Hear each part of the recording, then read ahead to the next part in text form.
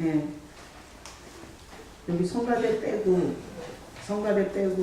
2부 예배보다 1부 예배보다 2부 예배가 사람이 더 적어요. 성가대 빼고. 그래서 제가 이런 생각을 해요. 수원구치소에 가면 이 장의자를 5명씩 딱 앉혀놨어요. 그래서 7개면 끝이에요. 그래서 수용구치소에 가면 이 구치소가 범죄자들이 많으니까 수용시설을 자꾸 넓히다 보니까 예배실을 줄일 수밖에 없어서 수원구치소 집회 가면 맥시멈 35명 앉아요. 그래서 이렇게 5명씩 꽉 박아 앉아서 7줄이면 끝이에요. 근데 수원구치소 예배를 갈 때마다 꽉 차요. 빈자리가 없어요. 근데 지난번에 그 교도관이 그러는 거예요. 미리 신청해야 된대. 그리고 자리가 35석이 차면 그 다음엔 안 받는데요. 그러니까 재판을 앞두고 얼마나 간절하겠어요. 하늘의 도움이 필요한 거야. 그런데 갈 수가 없는 거야. 제가 그 수원구치소에서 꽉 찬 자리를 보고 내가 참 우리 교회는 복 있다 생각했어요. 아니 자리가 이렇게 많잖아요. 그죠? 늦게 와도 앉을 자리가 있고 한참 방학했다가 나와도 앉을 자리가 있고 시험 들었다가도 앉을 자리가 있고. 그래서 제가 수원구치소의 그 만석 예배를 보면서 야, 참 교회에 자리가 여유가 있다는 게 너무 좋다 그런 생각을 했는데 또 이런 생각도 했어요. 나도 딱 장의자 7개만 놔볼까? 장의자 7개만 딱 놓고 35명만 해볼까요? 다음 주에? 그리고 문 닫아버리는 거지. 35석 다 차면 문을 딱 폐쇄를 해버리는 거지. 최명수 쌤 어떻게 생각하세요? 괜찮을 것 같아? 그러면 안 된대요. 그러면 안 된대요. 자, 그래서 가끔씩 이런 생각을 해봐요. 여러분은 잘 모르겠지만 제가 여기 서 있으면 하나님이 진짜 여러분을 사랑한다는 생각을 많이 해요. 왜? 제가 전도에서 온 사람은 한 명도 없어요. 김동구 집사님 제가 전도에서 왔나요? 아니에요. 또 아니랬네. 아니 제가 전도에서 온 사람 한 명도 없어요. 근데 이게 주님이 데리고 오신 거예요. 근데 저를 이게 주님이 확 붙잡고 있어서 이게 막 내가 어떻게 주체할 수 없이 이 복음이 막 쏟아져 나올 때 야, 세상에 이 사람들보다 더 복이 있는 사람이 어디 있는가. 그래서 어느 날 생각해 봤어요. 이 자리를 분양을 한다면 얼마를 받고 분양을 할까? 그래서 한 5,000조는 받아야 될 것 같아요. 5,000조. 서영남 집사님 5,000조. 어떻게 괜찮으세요? 아니 분양을 한다면 가격을 매길 수가 없는 거예요. 그래서 5,000조를 줘도 갈 수는 없는 자리더라고요. 여러분을 이 자리에 앉게 해주신 주님을 찬양하시길 축복합니다. 오늘도 감사하시기를 축복합니다. 예, 우리 일부 예배 때 280장 찬양 부르고 예배해요.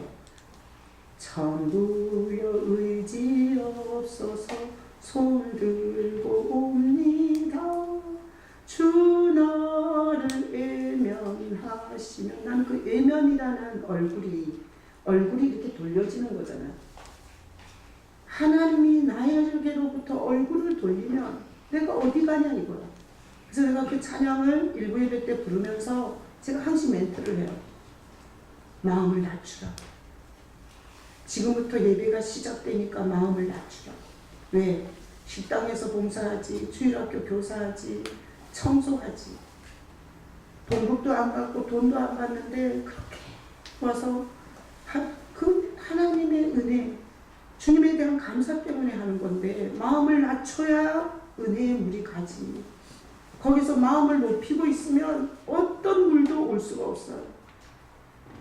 그래서 오늘 여러분들이 하나님을 사랑하십니다. 다 같이 한번 고백하고 와요. 하나님께서 나를 사랑하신다. 그래서 여러분 돈 많아요? 5,000조보다 적죠? 여러분 지금 5,000조 다 버는 거예요. 너무 돈 가지고 그렇게 중리산이 하지 마요. 하나님이 이 자리값이 5,000조도 넘어. 근데 주셨는데 돈 가지고 그렇게 눈물 흘리고 자살하려고 그러고, 돈 가지고 그렇게 친구 관계를 깨고, 돈 가지고 사람들을 왼수맺고 그러지 마요. 혹시나 돈이 없거든 이렇게 생각해요. 내가 주일날 가 앉는 자리가 5천조다. 5천조. 나보다 돈 많은 인간이 있으면 나와보라고. 이 삼성 회장도 5천조는 안 되겠죠? 안 그래요? 더 되나? 더 부를 걸 그랬네. 자, 제가 나름 이렇게 작은 교회를 목회하고 있지만 저는 어떤 전문성을 갖고 있어요. 우리가 병원에 가려면 안과 있고, 그 다음에 뭐 산부인과도 있고, 내과도 있고, 이비인후과도 있고 그렇잖아요. 그런 것처럼 저는 나름 이게 정말 보잘것없는 목회로 보일지 모르지만 저는 어떤 전문성을 갖고 있어요. 혹시 제 전문성이 뭔지 아세요? 네? 종이가 내 전문성이 뭔 것 같아요? 저렇게 한참 걸리는 건 모르는 거예요. 자, 우리 조경식 집사님은 예수님을 잘 전달하시는 것 같습니다. 예수님을 잘 전달하는 것 같아. 그건 이게 너무 광범위해. 뭐 어떤 사람은 예수님 안 전해요. 근데 제가 나름 갖고 있는 전문성은 영접이에요. 영접. 나는 정말 수많은 사람을 영접시켜봤어요. 어떤 남자분이 술 먹고 자기 마누라를 패고 그리고 자식들한테 용돈도 안 주고 그렇게 일생을 산 남자가 있었어요. 근데 그 남자가 그렇게 알코올을 많이 쏟아 부어 대니 이게 감기 기운이 있어서 병원 갔는데 간암 말기래.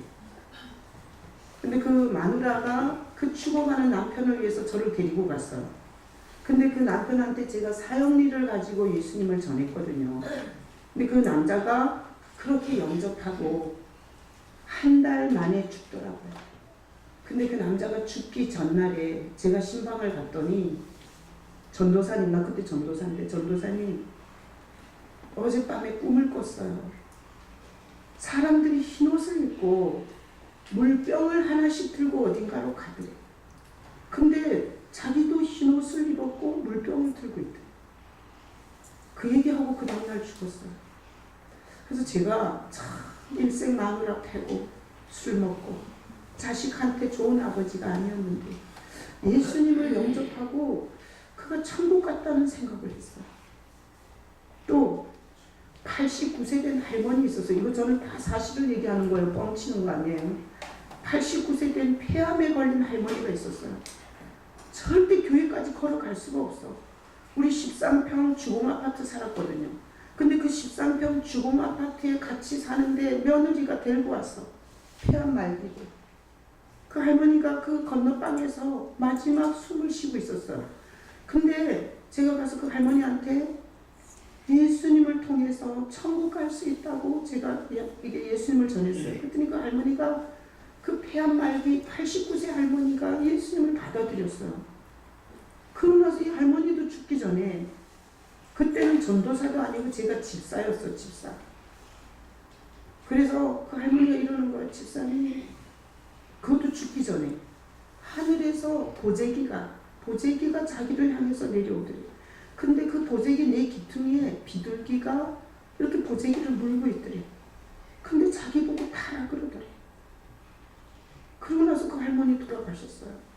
그래서 나는 잊을 수 없는 게 뭐 교회를 오래 다녔거나 뭐 착한 일을 많이 했거나 상관없이 참 그 지옥 가기 직전에 그 벼랑 끝에서 자기 죄를 회개하고 그 예수를 믿었을 때 그 구원해 주시는 놀라운 영접의 은혜를 가지고 있어요. 그런 것들이 제가 목사잖아요. 얼마나 위선을 떨 수 있으며 얼마나 거짓말로 뻥을 칠 수 있겠어요. 말이라는 게 얼마든지 사기성 있게 나올 수 있어요. 근데 제가 하나님 앞에서 진실하고 싶고 거짓 없이 순수하게 하나님 앞에 있고 싶은 이유는 이런 극적인 예수님을 소개했을 때 그 예수님이 하시는 일을 보고 예수님 앞에 진실할 수밖에 없고 그리고 정말 순전하게 주님을 따라가고 싶은 마음이 있어요. 자, 제가 오늘 제 전문이 뭐라고요? 종이가 왜 자꾸 딴 데로 가? 소가 말썽을 부렸어? 아니야? 그 정신 차려. 일어서. 자꾸 졸리면 일어서야 돼. 아니 졸리면 일어서야 돼. 자, 오늘 영접이라는 얘기가 나와서 한 얘기예요. 자, 43절 읽어봐요. 나는 내 아버지. 다시 43절 요한복음 5장 43절. 나는 내 아버지 이름으로 왔으니 너희가 기억하지. 네, 우리 천천히 다시 한번 읽어볼까요? 나는 내 아버지 이름으로 왔으나 너희가 아니하였으나 만일 다른 사람이 자기 이름으로 제가 이게 지금 약간 눈물이 났어요. 얘기하면서 그래갖고 발자가 잘 안 보여갖고 자, 이 구절 한 구절인데 읽어보니까 예수님이 너무 칭찬하는 거예요? 아니면 기분 나쁜 거예요? 이게 어감이 기분 나쁘신 거죠. 왜 그런가 하면 내 아버지 하나님의 이름으로 예수님이 왔는데 영접 안 한다는 거야. 근데 만약에 자기 이름으로 온 자들은 너네가 영접할 것 같다는 거야. 이거 굉장히 속상해서 한 얘기예요. 그래서 사람들은 어떤 사람 좋아하냐? 메이크업 옷 입은 사람 좋아해요. 돈 많은 사람 좋아해요. 출세한 사람 좋아해요. 우리 청와대의 주인 되잖아요. 거기 얼마나 일가 친척들이 줄 서요. 우리는 세상에서 잘 나가는 사람이 오면 허리를 굽히고 손바닥을 비비면서 별 아부를 다해요. 나는 가끔씩 예배하면서 생각해봐요. 회사 회장 앞에서도 이런 식으로 하는 회사 회장이 떴다 그래봐요. 얼마나 난리를 치겠어요. 근데 하나님이 회사 회장만도 취급을 못 받는 거지.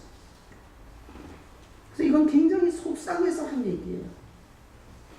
자, 예수님이 죄를 가지고 지옥 같은 인생을 싸움질하면서 어디서 와서 어디로 가는지도 몰라.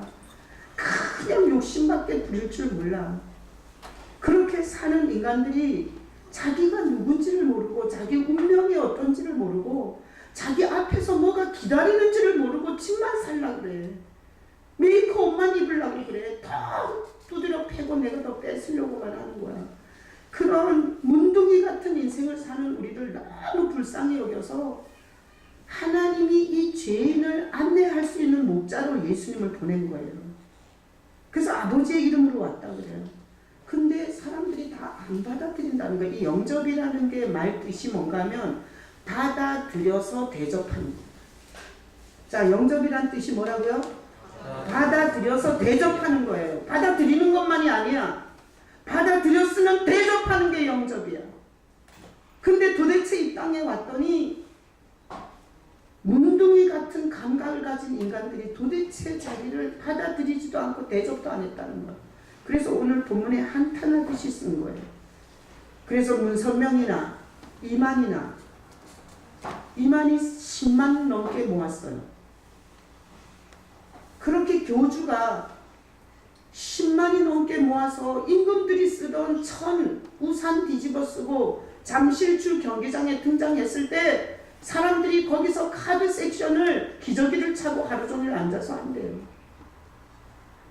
그러니까 예수님이 이 땅에 와서 봤을 때 정말 가관도 아닌 거야. 정말 살리러 온 예수님은 받아들이지 않고 화려한 프로필과 아주 간교한 말을 떠드는 자들한테는 그렇게 즐겨가는 걸 본 거예요. 그래서 영접이라는 건 중요해요, 안 중요해요? 엄청 중요합니다. 영접이라는 거. 제가 목회하면서 제일 불쌍한 게 누군 줄 알아요? 여기 와서 청소하고 밥하고 11조 갖다 바치고 그리고 여기 와서 온갖 고생하면서 예수님을 영접하지 않았어. 영접이 뭔지도 몰라. 그렇게 빈탕으로 종교 생활하는 사람들을 볼 때마다 가슴에서 눈물이 나요. 차라리 식당에 가서 그렇게 하지. 그러면 돈이라도 생기잖아. 여기는 월급 안 줘요. 아무리 뭔 짓을 해도 줄 게 없어요. 자, 그래서 오늘 요한복음 5장 43절 한 절에서 여러분이 박수 쳐야 할 부분은 어디예요? 영접에다 박수죠.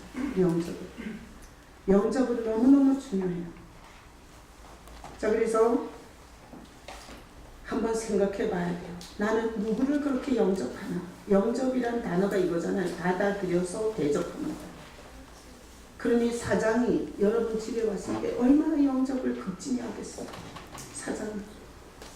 이번에 남성교회 수련회 가서 희준 집사님이 얘기하는데 이사가 무슨 호텔? 하얏트 호텔? 무슨 호텔 식사 티켓 50만 원 줬대요. 무슨 호텔? 워커힐. 아니 이사님이 쟤를 잘 봐가고요. 아무도 안 주는데 쟤한테만 식구가 5명이잖아. 5명 워커힐 가서 식사하라고 50만 원, 10만 원짜리 5장 줬대요.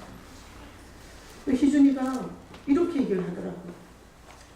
뭐 그렇다고 해서 그 사람이 내 인생을 책임질 수 있습니까? 그러나 기분은 좋다 했지.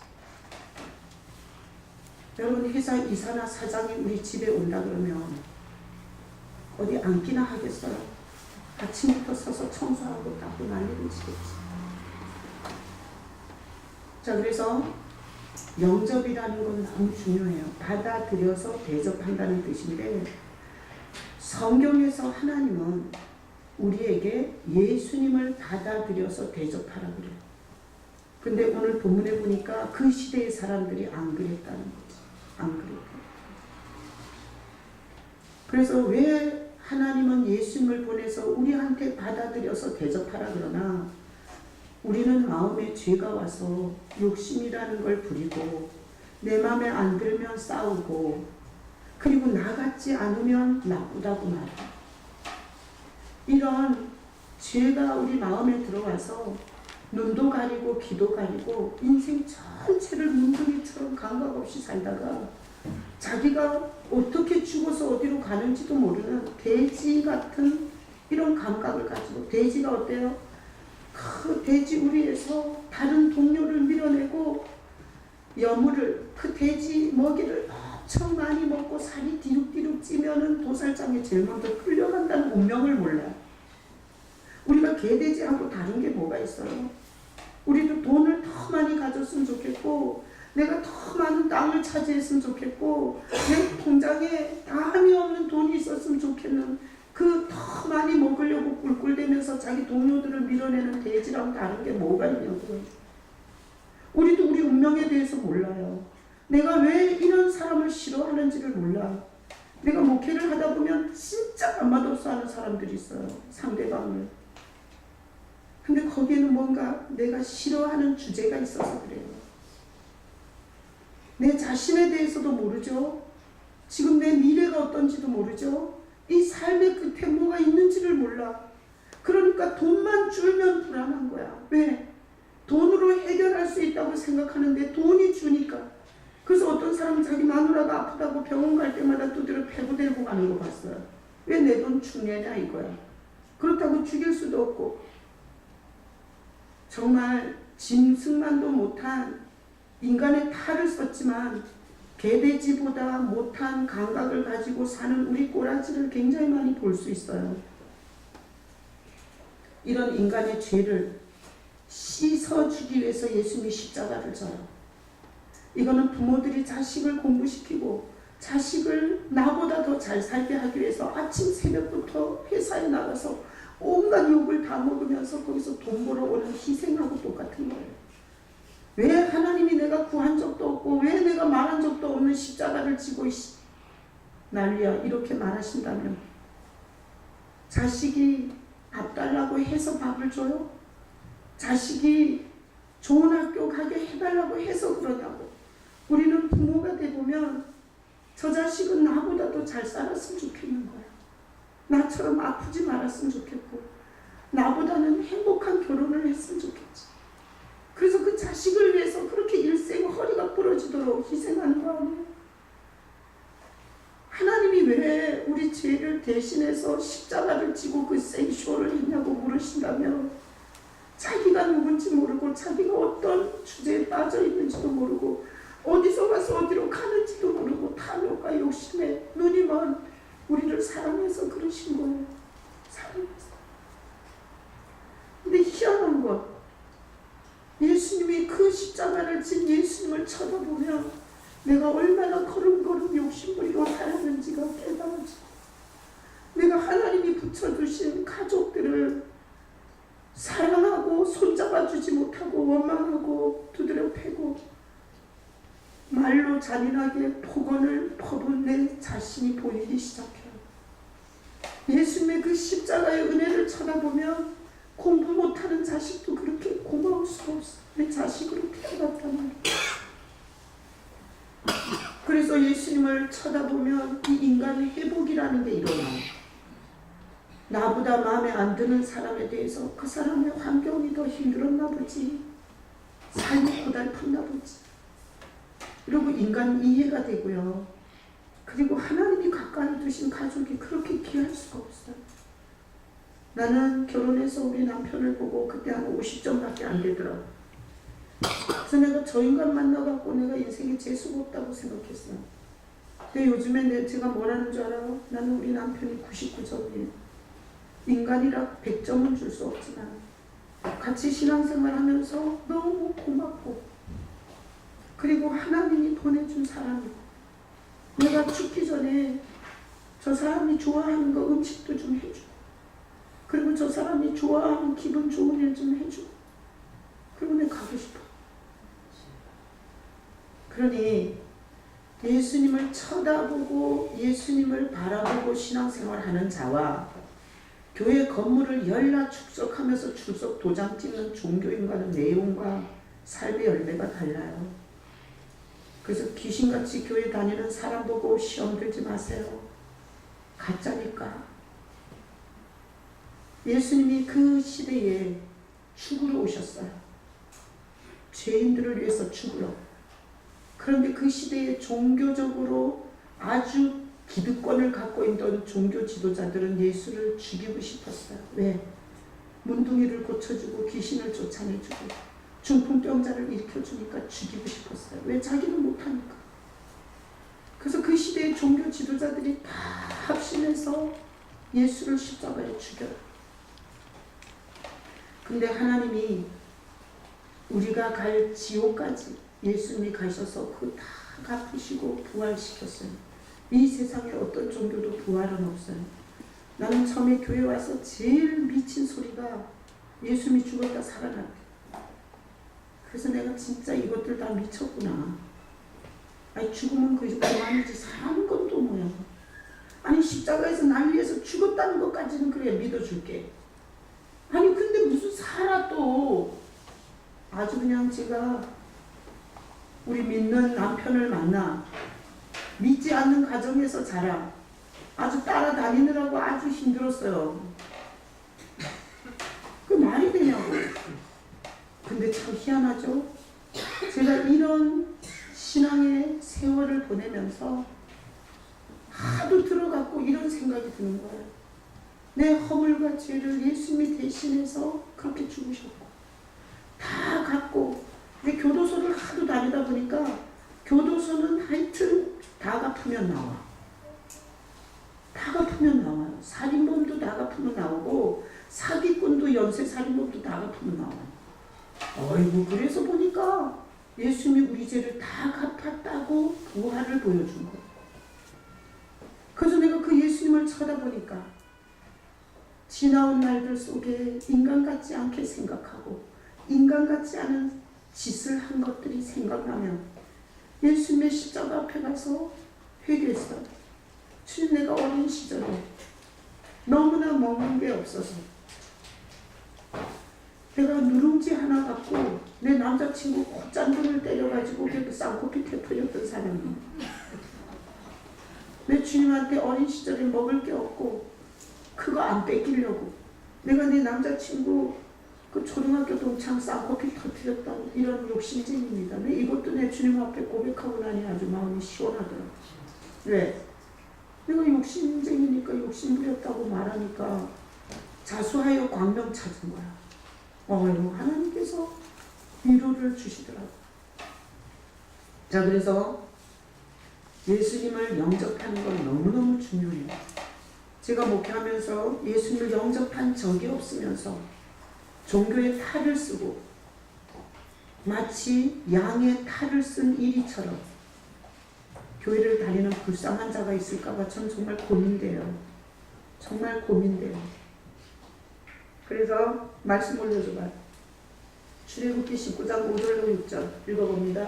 세계가 너희를 속하였나니 너희가 내 말을 잘 듣고 내 언약을 지키면 너희는 모든 민족 중에서 내 소유가 되겠고 너희가 내게 대하여 제사장 나라가 되며 거룩한 백성이 되리라. 너는 이 말을 이스라엘 자손에게 전할지니라. 이게 구약이에요.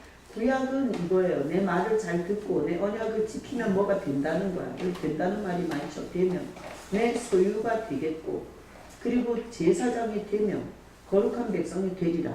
구약은 하나님의 말씀을 잘 듣고 그 말씀을 지켜야 뭐가 돼요? 뭐가 돼요? 하나님의 소유가 돼요.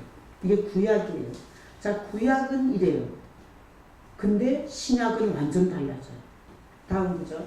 요한복음 1장 12절 읽어봐요. 영접하는 자, 곧 그 이름을 믿는 자들에게는 하나님의 자녀가 되는 권세를 주셨으니. 성경은 완전히 겉장이 중간에 하나 들어가 있어요. 구약과 신약은 완전 달라요. 자, 구약은 말을 잘 지켜야 뭐가 돼요. 근데 신약은 뭐 해야 돼요? 영접해야. 영접. 누구를? 예수님. 어디로? 마음에. 그래서 영접이라는 단어가 받아들여서 대접한다 그랬죠? 그러니까 신약은 딴 것 다 필요 없어요. 뭔 성경을 읽고 지키려고 하면 그건 구약으로 가는 거예요. 그거는 저주를 피할 수가 없어요. 근데 신약에 하나님께서 너무나 쉬운 원리를 우리에게 제시해 주셨어요. 그건 뭔가 하면 하나님이 죄를 용서하는 하나님으로 오신 예수님을 마음에 받아들여서 대접만 해주는 거예요. 그러면 신분이 뭐가 돼요? 하나님의 자녀가 돼요. 자, 그러니 여러분 이런 오해를 하면 안 돼요. 주일을 한 번도 안 빠지면 하나님의 자녀가 돼요? 아닙니다. 성경엔 절대 그렇게 말한 적이 없어요. 여러분이 봉급의 11조를 갖다가 달 갖다 바치면 하나님의 자녀가 돼요? 아니에요. 하나님은 성경에서 그런 말을 한 적이 없어요. 여러분이 집을 팔아서 몽땅 다 하나님의 성전 짓는 데다 바치면 하나님의 자녀가 돼요? 아니에요. 하나님은 성경 어디에도 그런 추악한 얘기를 한 적이 없어요. 하나님의 자녀는 어떻게 돼요? 예수님을 받아들여서 대접하는 거예요. 받아들여서 대접하는 거예요. 자, 그래서 제가 영접 전문가라고 그랬잖아요. 영접 전문가. 그래서 제가 왜 영접 전문가가 됐냐. 내가 영접, 예수님을 받아들이고 대접하지 않으면서 5년을 교회를 종교 생활을 했던 사람이에요. 교회는 다니지만 아주 몰라, 영 몰라, 통 몰라. 갈수록 몰라. 나중에 교회를 겉만 봤을 때는 괜찮은 사람들이 있는 줄 알았어요. 근데 5년을 다니고 보니까 밑창이 다 보이는데 별 장로가 다 있고 별 목사가 다 있고 별 전도사가 다 있더라고요. 그러니까 신앙의 딜레마가 오는 거예요. 교회가 이렇게 추악한 인간들의 모임인가? 그래서 저는 5년 동안 교회 생활하면서 우울증이 덮쳐가지고 저는 우울증으로 자살 시도를 했던 사람이에요. 그래서 너무 잘 알아. 교회 건물에 연락 쫓아다녀도 예수님을 받아들인 적이 없고 대접한 적이 없는 영혼이 얼마나 불쌍하고 차량해지는지. 그래서 여러분 오늘 이 설교를 통해서 여러분 괜히 종교적 탈을 쓰고 다른 사람이 어떻게 보이는지 의식적 행동을 하지 마시고 여기다가 초점을 맞추셔야 돼요. 예수님을 여러분 마음에 오실 수 있도록 여러분 마음을 열 수 있기를 축복합니다. 그리고 그 예수님을 들어오게만 해놓고 다 지 마음대로 지 생각대로 지 욕심을 부리고 살면 대접하는 게 아니에요. 자식이 부모를 대접하는 건 물어보는 거예요. 아버지, 제가 군대를 가야 돼요. 언제 신청서를 낼까요? 아니 이런 거 대접해 주는 거잖아. 아빠, 내가 학교에 갔는데 왕따를 당했어. 그래서 애들이 나를 교문에서부터 두드려 패. 아무한테도 얘기를 못하겠어. 걔네들이 덮일까봐. 아빠가 좀 해결해줘. 이런 게 대접해 주는 거 아니에요? 예수님을 받아들였는데 다 지 생각대로, 지 맘대로, 지 욕심대로, 지 성질대로, 지 본능대로 하면 대접하는 게 아니야. 나도 부모지만 자식이 다 알아서 살 때는 무시당하는 것 같아. 다 알아서 살 때. 근데 자식이 뭐 자기보다 내가 덜 배웠어. 근데 와서 물어봐. 엄마 어떻게 하는 게 좋겠어요? 이러잖아. 그럼 그날 막 대접받은 느낌이야. 그래서 제가 예수님을 대접한다는 게 뭔지 알겠어요. 주님, 제가 애롭습니다. 주님, 어떻게 해야 돼요? 이렇게 내가 대접해 드린다니까. 교회에서 어떤 문제가 터지면 주님, 제가 어떻게 할지 모르겠어요. 주님, 내가 이런 문제를 어떻게 해야 돼요?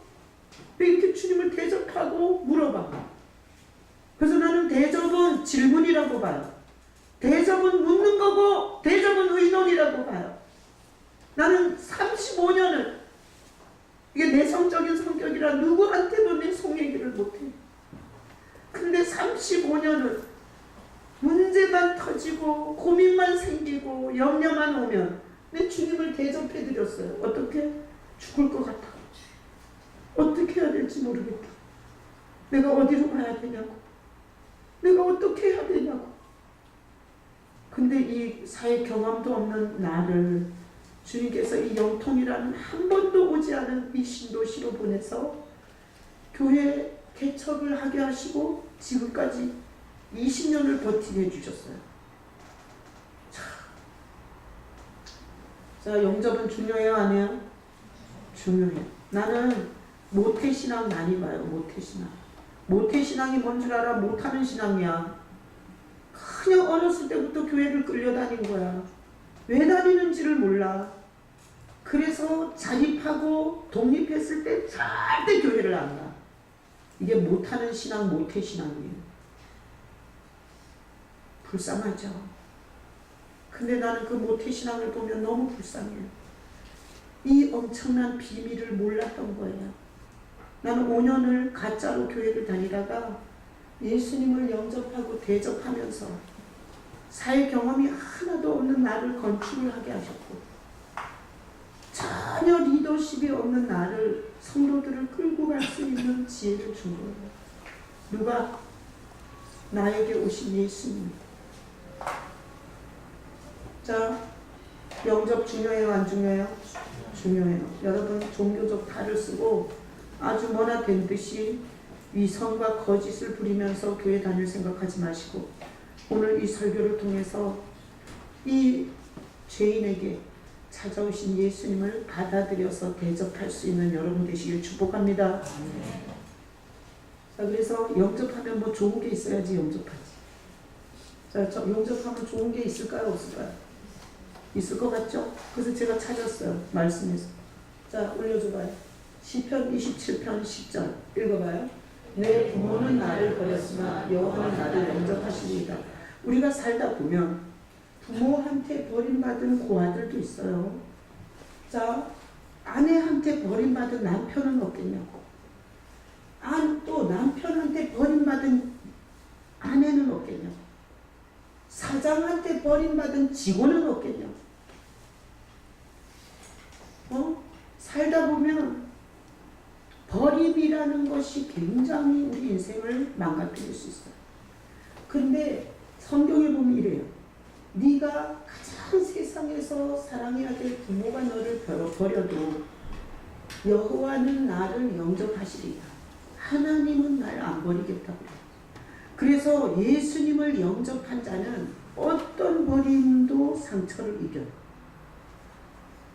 버림까지는 안 받았지만 저는 남녀 차별하는 집안에서 여자는 아주 재수 없는 존재인 줄 알고 자랐어요. 그래서 여자로 태어난 것 자체가 재수가 없다고 생각했고 내 인생은 살면 살수록 재수가 없어질 거라고 굳세게 믿으면서 우울증 환자가 됐어. 근데 예수님이 저한테 오셔서 남녀 차별을 한 건 죄인들이 만든 가치관이지 남자는 귀하고 여자는 천하고 이런 가치가 없다라고 나에게 가르쳐 주셔서 저는 그때부터 여자지만 여자로서 아니 여자 목사들 만나보면 넥타이 매고 머리를 완전히 남자로 깎으신 그런 여자 목사들이 있어요. 그거 뭔가 하면 껍데기를 바꿔서라도 남자가 되고 싶은 거예요. 얼마나 불쌍해요. 왜 여자가 여자로 못 살고 남자가 남자로 못 사냐고. 그건 이미 속이 병든 거예요. 근데 머리 안 자르잖아 남자처럼. 내가 남자 되면은 넥타이 안 매요. 난 여자예요. 그래서 나는 여자로 예수님과 함께 뭐 사람들은 여자라고 무시할 수 있고 내가 그때 큰 교회에서 어떤 장로가 날 보고 아래로 확 까보더니 여자가 묵상하는 게 성경에 있습니까? 이렇게 까는데 내가 속으로 이씨 구지 같은 장로가 있어. 하나님 벼락을 쳐주세요. 내가 이랬다니까. 아니 그 앞에서 꿀꿀하게 살지 않아. 자 그래서 모든 버림받은 상처는 예수님이 오시면 다 치유가 돼요. 자기 존재감으로 서고 자기 당당함으로 서고 자기 가치로 자기의 의미로 살 수 있어요. 이게 영접의 유익이에요. 자, 또 49편, 시편 49편 15절 읽어봐요. 그러나 하나님은 나를 영접하시리니 이러므로 내 영혼을 수월의 권세에서 건져내시리로다. 예수님을 영접하고 있는지 없는지 어떤 때 상태가 안 좋을 때는 야 지옥이 있냐 천국이 있냐 이러는데 하나님을 영접한 예수님을 영접한 자들은 수월의 권세 지옥에서 건져줘요.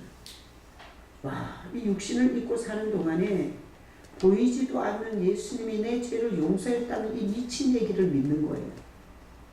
그리고 살다가 나중에 눈 떠서 지옥에서 그 예수 때문에 피하는 사실을 직면할 때 그때 기절할 일은 이루 말할 수가 없어요. 나는 수많은 사람을 만났어요. 근데 예수님 믿고 천국 가는 아름다운 사람들을 많이 봤어요. 그리고 성경을 읽으면 읽을수록 자연 현상을 보면 볼수록 천국이 있고 지옥이 있어요. 우리나라 법을 어기면 감옥 갑니다. 그건 하나님께서 만천하에 말하는 거예요. 하나님의 법을 어긴 자들도 가는 지옥이 있다는 거예요. 하나님은 모든 것을 자연에다 다 말씀해놔. 왜 부모가 그렇게 자식을 사랑해요? 하나님이 우리를 그렇게 사랑하는 표현이에요. 그래서 예수님을 영접해야 지옥을 피할 수 있어요. 모태신앙이고 예수가 누군지도 모르고 교회 출석만 열심히 하면 지옥에서는 떠요. 이거는 정확하게 성경적인 겁니다. 자, 그래서 첫 번째 버림에서 상처에서 헤어나올 수 있어요. 그리고 두 번째 지옥을 피할 수 있어요. 그래서 자녀들이 자꾸 사랑 결핍이 걸려가지고 미친 짓을 하고 청소년인데 애가 자꾸 가출해갖고 남자애들한테 미쳐다니고 이러면 예수 만나게 하면 끝나요. 왜? 사랑에 대한 확신을 갖고 있었기 때문에 자기를 사랑한다는 남자한테 몸을 청소년 때부터 못 바치고 그러지 않아요. 자녀들을 건강하게 키울 수 있는 얼마나 좋은 방법인지 몰라요. 자, 다음 구절 계시록 3장 5절 읽어봐요. 이기는 자는 이와 같이 흰옷을 입을 것이요 내가 그에게 생명책에서 결코 지우지 아니하고 그의 내 아버지 앞과 그의 천사들 앞에서 신나리라. 예수님을 영접하면 생명책이 있어요. 하나님께서 심판하지 않는 생명책이 있는데 거기에다가 명단을 기록하고 하나님 아버지와 천사들 앞에서 그 사람의 죄를 내가 대신 졌습니다. 이렇게 변호해 줍니다. 변호. 우리는 이 인생을 살고 하나님의 무서운 심판대 앞에 설 때 내가 시간을 어떻게 썼는지, 내가 물질을 어떻게 썼는지, 내가 나에게 준 재능을 어떻게 쓰다가 왔는지 하나님, 이 호흡을 주신 하나님 앞에 정확하게 섰을 때 그때 죄 없는 인간은 하나도 없어요. 근데 변호사가 있고 올 거예요. 예수님은 변호하러 등장하세요. 그리고 그 사람이 그 육신의 죄악 세상을 살아가면서 나의 십자가의 그 대속의 은혜를 믿었습니다. 그래서 교회 가서 청소했고, 그래서 식당에서 설거지했고, 그래서 마음에 안 드는 사람이 있는데도 교회를 다녔습니다. 그 사람은 내가 그 사람의 죄를 대속했습니다. 이렇게 시인해 주는 거예요. 변호를 해줘요. 그래서 하나님이 대속이라는 게 대신 속량해 주셨기 때문에 하나님께서 패스해 주는 거지, 하나님이 아무 이유 없이 죄를 용서하면 하나님이 아니에요. 나는 가끔씩 생각해 봐요. 문재인 대통령이 자기 자식이 분명히 잘못했는데 감옥에다 앉혀놓고 만약에 살려줬다면 촛불 들고 광화문으로 갈 거예요. 그건 공정한 대통령이 아니에요. 공정한 사인이 하나님이세요. 하나님이 공짜로 죄를 용서해주면 안 돼요. 그건 하나님이 아니에요. 그건 마귀나 그러는 거지. 그래서 하나님은 정확하게 근거가 있어야 돼요. 그래서 우리가 죄 지은 우리 인생을 예수님이 변호해줘요. 내가 2000년 전에 피를 흘렸습니다. 그가 갈 지옥까지 내가 갔었습니다. 그 사람이 날 믿은 겁니다.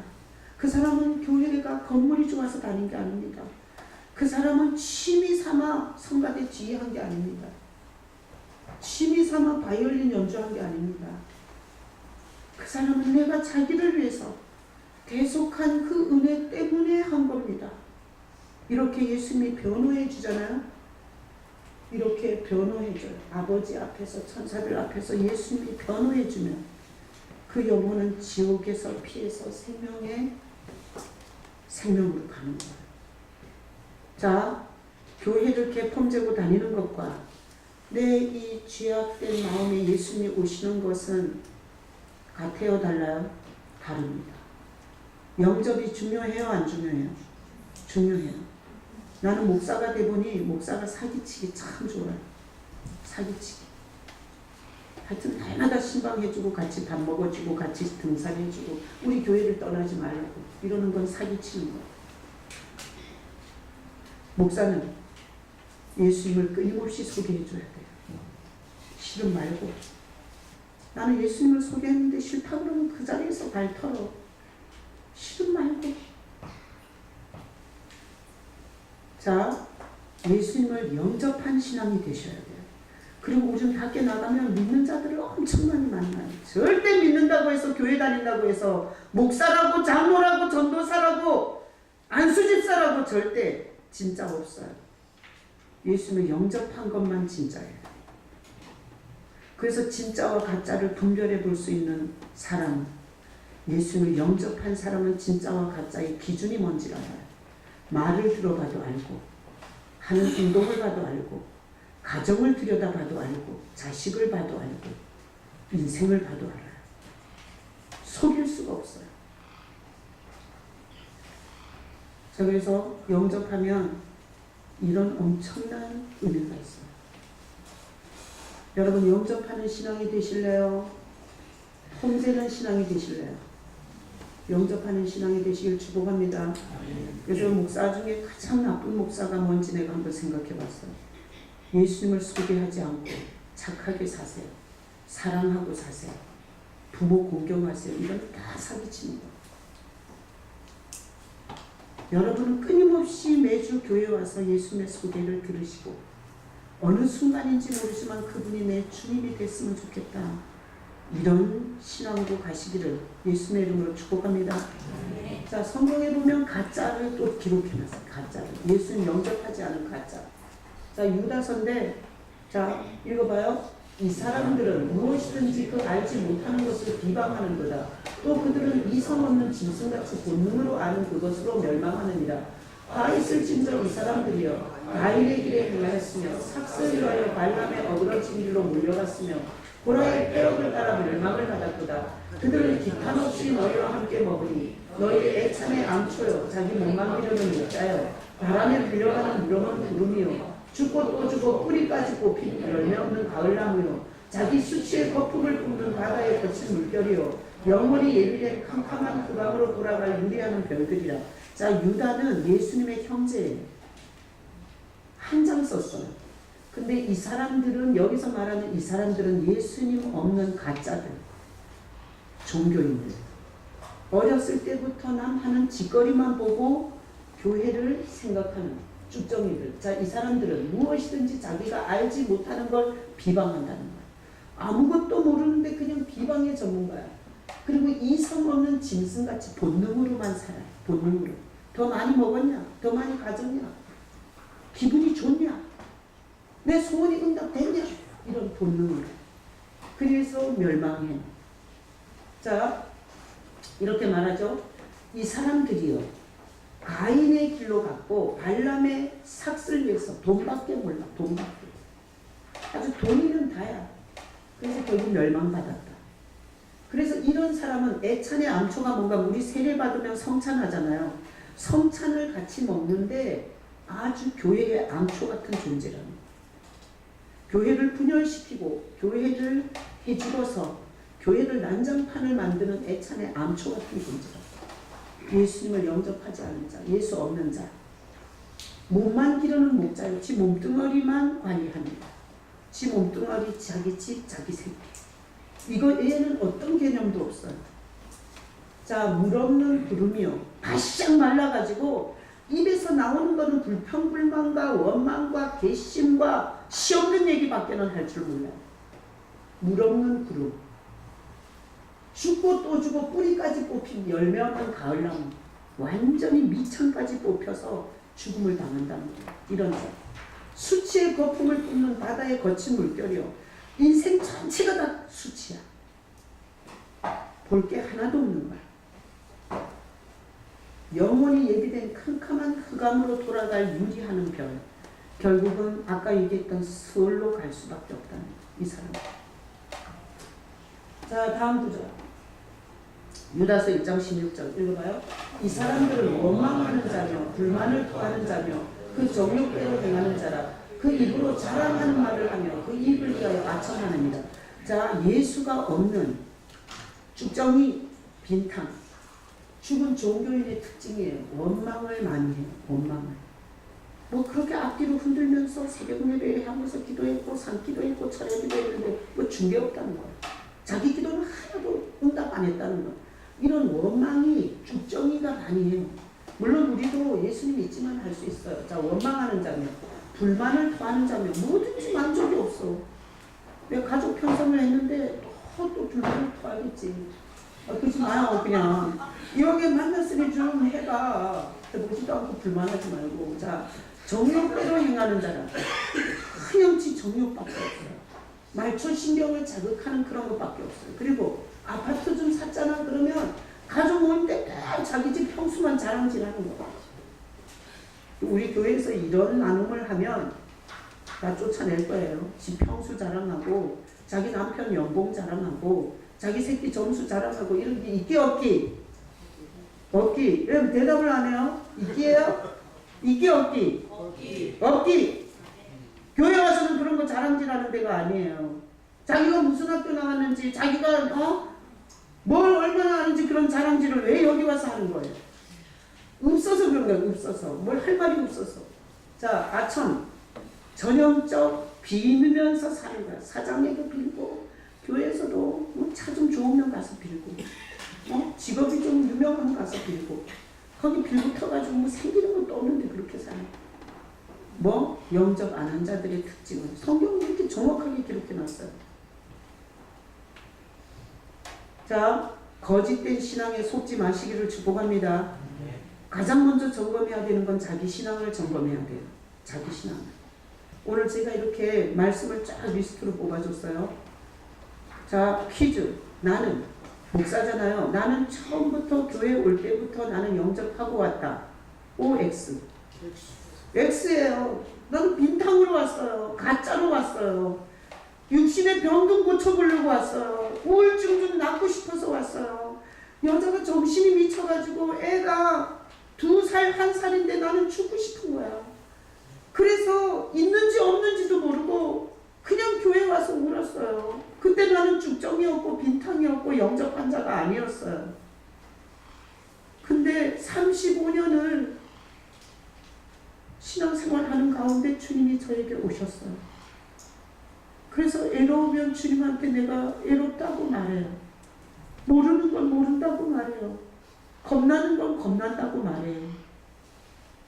그렇게 주님한테 내 삶을 이야기하면서 주님과 굉장히 친해졌어요.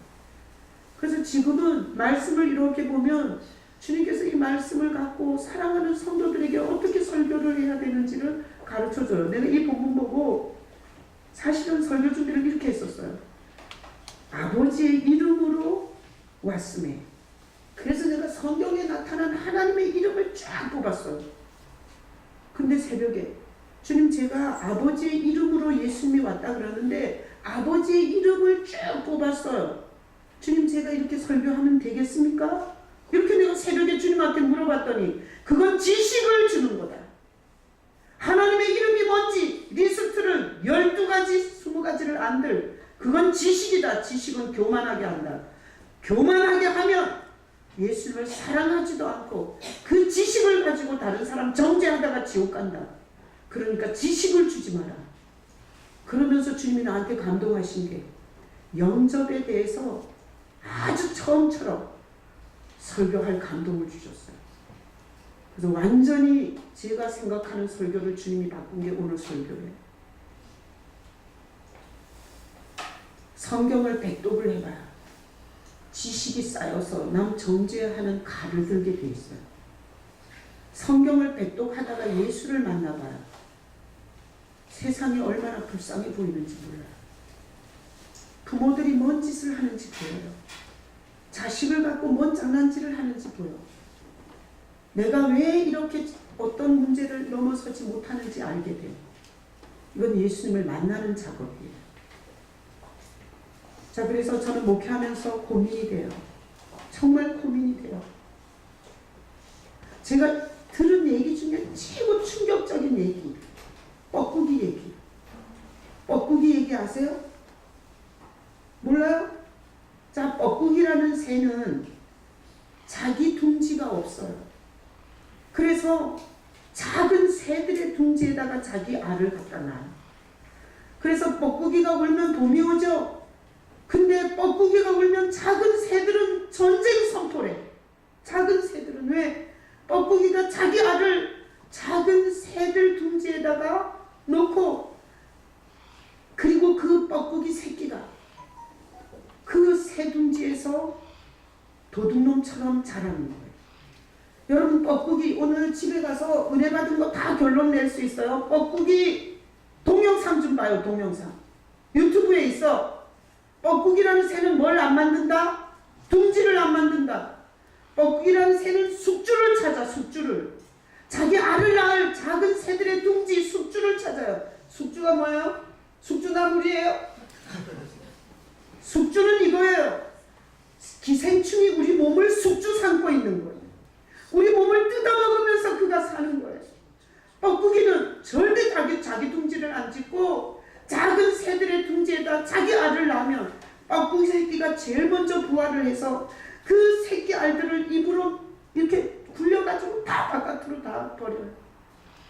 결국은 애미새가 털이 나빠지도록 뿌리가 다 닳도록 키웠는데 남의 새끼를 키운 게 뻐꾸기예요. 제가 목회하면서 고민이 되는 건 사람이 적어서가 아니에요. 헌금이 적어서도 아니에요. 내가 유명하지 않아서가 아니야. 목회하면서 진짜 고민되는 건 뻐꾸기 새끼가 교회 안에 가득할까봐 고민돼요. 뻐꾸기 새끼는 하나님의 자녀가 아니에요. 제가 이렇게 애쓰고 힘써 설교하고 목회하고 내가 하나님의 새끼가 아닌 뻐꾸기 새끼를 길렀다면 개고생한 거예요. 개고생. 나는 한 명이라도 하나님의 사람을 기르고 싶어요. 한 명이라도. 그래서 고민해요. 여기 교회에 들어앉아있는 사람들이 뻐꾸기 새끼일까? 뻐꾸기 새끼를 위해서 밤새 고민했고 뻐꾸기 새끼를 위해서 말씀을 양육했고 뻐꾸기 새끼를 위해서 제가 참고 견뎠자면 이건 개고생이에요. 자, 퀴즈. 나는 교회 올 때부터 뻐꾸기 새끼가 아니었다. OX. X. 나는 교회 올 때 뻐꾸기 새끼로 왔어요. 근데 누가 왔어요? 예수님이 오셨어요. 그래서 난 하나님의 자녀가 됐어요. 하나님의 자녀가 되는 건 누가 오셔야 돼요? 예수님이 오셔야 돼요. 여러분에게 예수님 오시길 예수님의 이름으로 축복합니다. 그래서 저는 뻐꾸기 새끼 한 명도 키우고 싶지 않아요. 뻐꾸기 새끼는 들어와서 하나님의 자녀를 다 몰아내고 그리고 자기 혼자 버틸 수 있어요. 그래서 오늘 뻐꾸기 새끼가 한 명도 없게 지금부터 다 하나님의 자녀 만드는 작업을 하겠어요. 자, 사역님. 제가 영적 전문가인 줄 아시죠? 자, 오늘은 다 처음으로 돌아가서 뻐꾸기 새끼로 이 교회를 망치는 인간이 되지 마시고, 자 보세요. 우리가 사는 자연계예요. 이렇게 조화를 이루고 아름다워요. 나랑 똑같은 인간은 지구촌에 한 명도 없어요. 우리는 다이아몬드보다 더 귀해요. 왜? 다이아몬드는 많잖아. 우리는 한 명밖에 없어요. 그래서 하나님이 천하보다도 귀하다는 거예요. 그래서 이 자연계의 도칙을 보면 물고기도 모양과 색깔이 다르고, 그리고 새도 모양과 색깔이 다르고, 꽃도 다 달라. 그러니까 남하고 비교하지 마요. 남하고 비교하지 말고 예수님이 오셔서 내 색깔을 내고 내 자리에서 내 역할을 하다가 하나님을 뵐 수 있도록 그렇게 사시기를 축복합니다. 그래서 이 첫 번째, 하나님은 당신을 사랑하시며 당신이란 놀라운 계획을 가지고 계신다는 게 이 사랑의 첫 번째 원리예요. 하나님은 여러분을 사랑하세요. 그래서 여러분을 향한 계획을 갖고 있는데 원더풀 플랜이에요. 놀라운 계획. 자, 이 놀라운 계획은 이혼할 계획이 없고요. 병들 계획이 없고요. 싸우거나 다투거나 서로 살인할 계획이 없어요. 하나님은 여러분 한 분 한 분을 이 세상에 보낼 때 너무나 내가 내 자식을 위해서 행복했으면 좋겠다, 건강했으면 좋겠다, 그는 나와 같이 고생하지 않았으면 좋겠다라는 그런 좋은 계획을 우리를 가지고 다 이 땅에 보냈어요. 근데 우리 인생은 이미 엄청난 고생을 했고 정말 억울한 일도 많이 당했어요. 그럼 왜 그러냐고. 자, 다음. 자, 두 번째 원리에서 이거예요.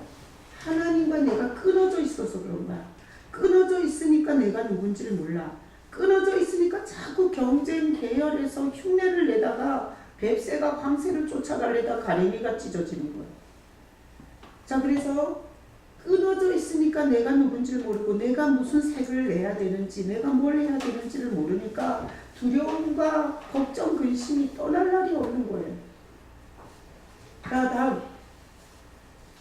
세 번째 원리 보면 하나님이 이렇게 화살표가 내려왔어요. 하나님이 예수님을 보내주셨어요.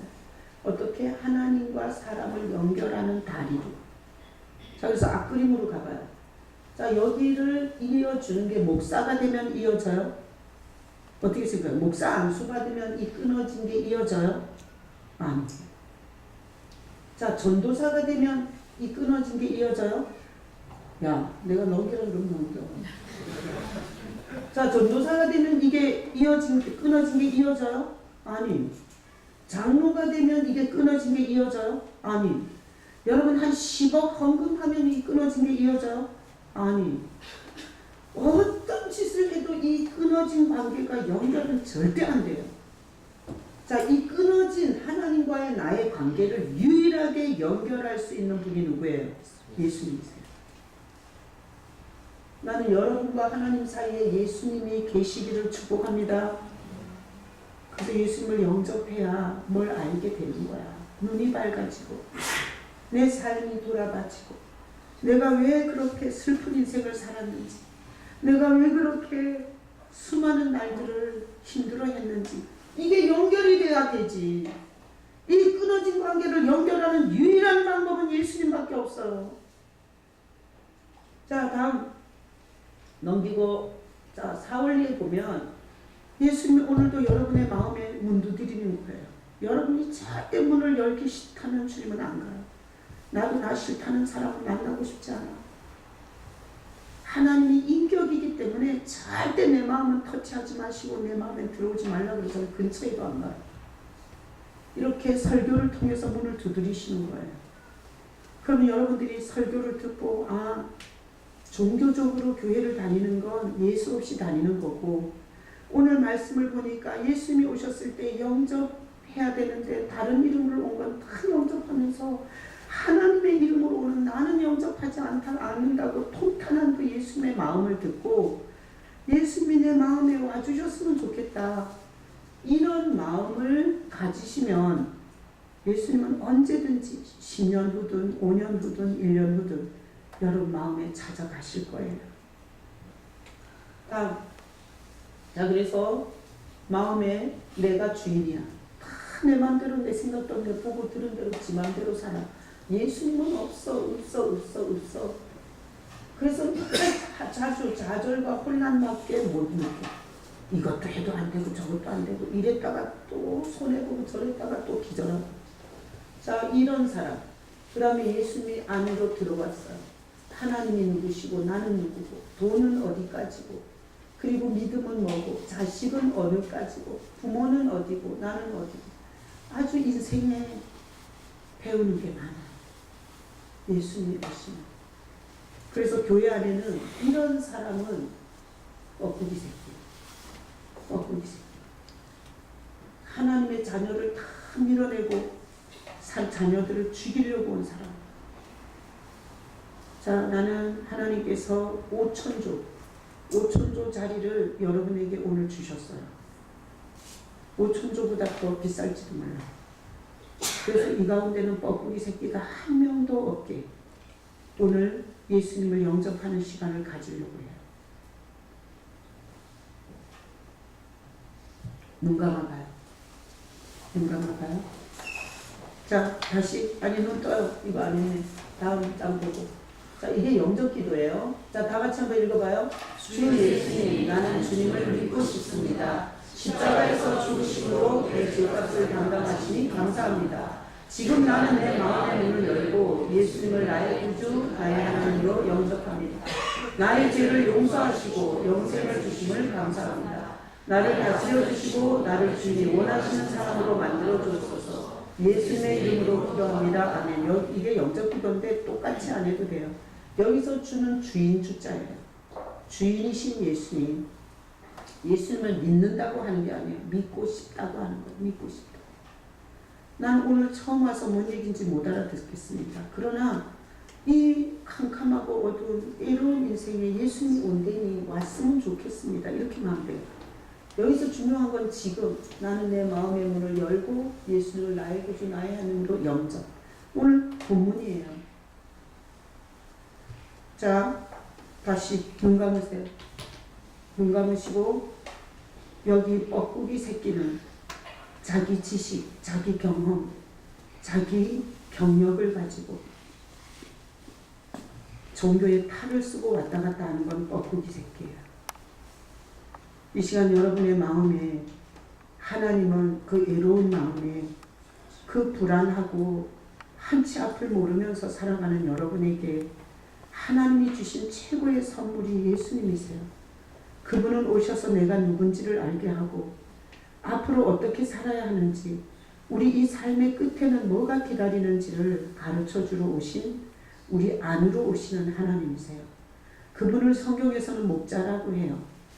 자, 여러분 마음에 예수님이 들어왔으면 좋겠어요. 예수님, 내가 주님을 영접합니다. 하나님은 인격이라 싫다 그러면 지금도 절대 안 가실 겁니다. 그 예수님, 영접이 이렇게 중요한지 몰랐습니다. 교회만 연락 다니면 되는 줄 알았습니다. 교회에서 오래 다녀서 장로가 되고 목사가 되면 그게 출세인 줄 알았습니다. 영접하지 않은 자는 가짜고 뻐꾸기 새끼 같다는 충격적인 말을 들었습니다. 주님, 내가 주님이 내 마음에 오셨으면 좋겠습니다. 여러분이 스스로 하나님 앞에 고백하시고 제가 기도하면 따라서 기도합니다. 하나님 아버지, 감사합니다.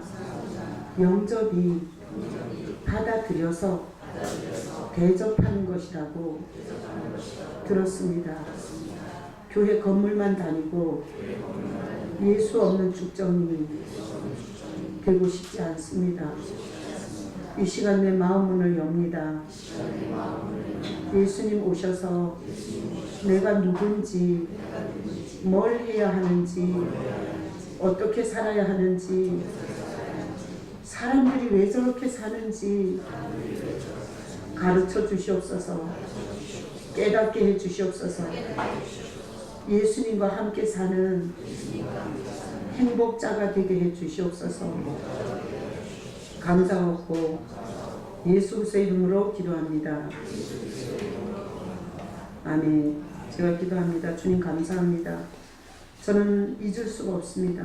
뻐꾸기의 동영상을 남의 둥지에 알을 낳고 제일 먼저 부화해서 그 어미는 부리가 닳도록 털이 다 빠지도록 그 자기 새끼인 줄 알고 그렇게 키웠는데 그 애미의 알들을 다 부리로 물어서 부리로 굴려서 바깥으로 다 던져버리고 그 뻐꾸기 새끼가 그렇게 자라는 동영상을 보면서 목회에 고민이 생겼습니다. 내가 뻐꾸기 새끼들을 하나님 새끼가 아닌 것을 내가 그 털이 빠지도록 부리가 닳도록 그렇게 개고생하고 있으면 어떡하지? 그 생각이 많이 들었습니다. 그래서 교회에 오는 사람마다 예수님을 영접시키고 예수님과 함께 살으라고 가르쳐 왔습니다. 주님 이 교회 안에 뻐꾸기 새끼 하나도 없게 하시고 예수님을 만나고 싶고 예수님을 영접하고 싶고 예수님과 함께 살면서 혼자 살던 때와 얼마나 뭐가 다른지를 말할 수 있는 우리 성도들이 되게 축복하여 주시옵소서. 감사하고 예수 이름으로 감사하며 기도합나이다. 아멘. 자 성찬